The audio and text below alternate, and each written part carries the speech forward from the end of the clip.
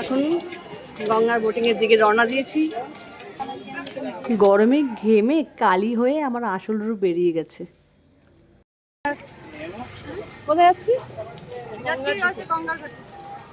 গঙ্গার ঘাটে যাবো। আরতি দেখা যাবে ওখান থেকে? সব হবে। কোথায় যাচ্ছিস বলতে? বল। আমরা এখন গঙ্গাবক্ষে। তোর মুখ দেখাই যাচ্ছে না, তুই দেখ আবার তুই বলিস। ভরসা। বল বল বল কোথায় যাচ্ছিস? আমি কমু না না বল বল, আমি কিছু বলবো না, বল বল। আমরা এখন ডলার দিদির সাথে বর্ষা দিদির সাথে গঙ্গাবক্ষে ভ্রমণ করতে যাচ্ছি আর শ্রীকৃষ্ণের বাণী শুনতে যাচ্ছি। হরে কৃষ্ণ। হরে কৃষ্ণ। ইস্কনের মন্দির থেকে 10 টাকা টোটো ভাড়া করে আমরা ঘাটে এসে পৌঁছেছি। আমরা এখন বোটে বসে গেছি। আগে অনেকবার মায়াপুর এসেছি, কিন্তু কখনো বোটে করে আরতি দেখিনি, তাই জন্য খুব এক্সাইটেড আমি বোটে করে আরতিটা কীরকমভাবে দেখবো। তাই আগে অনেকবার মায়াপুর এসেছিলাম, তবে কখনো এইরকম সৌভাগ্য হয়নি যে এইভাবে আরতি দেখবো। তাই জন্য খুব এক্সাইটেড ছিলাম। অ্যাকচুয়ালি যেরকম ভেবেছিলাম তারপরে উল্টোটাই হয়েছে। তোমরাও দেখো কীরকম ভেবে গিয়েছিলাম আর কী হয়েছে।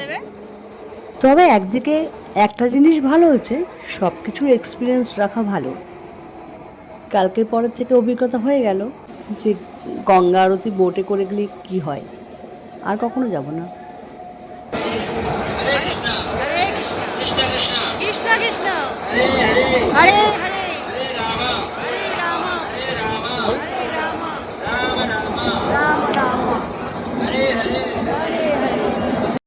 বোটে করে ঘুরলে একটা জিনিস ভালো দেখা যায়।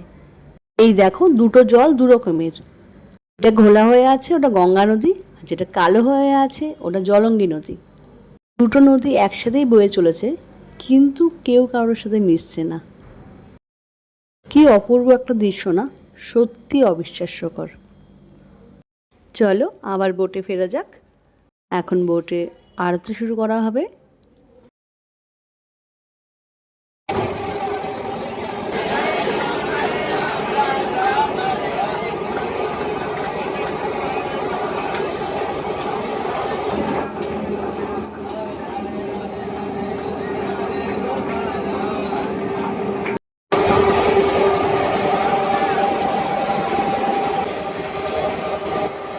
এদিকে আরতি শুরু করা হয়ে গেল।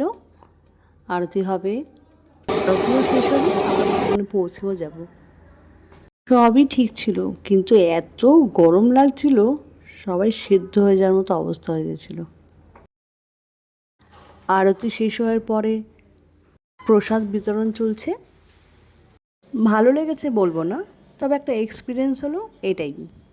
এখানে যা দেখলে এইটুকুনি ছিল। এখানে খুব একটা আহামরি কিছু না, তবে পার হেড 100 টাকা করে নেয়, এটা একটু বেশিই নেয়। তবে গঙ্গা থেকে মন্দিরটা খুব সুন্দর দেখাচ্ছিল। আজকে তাহলে আসি, টাটা।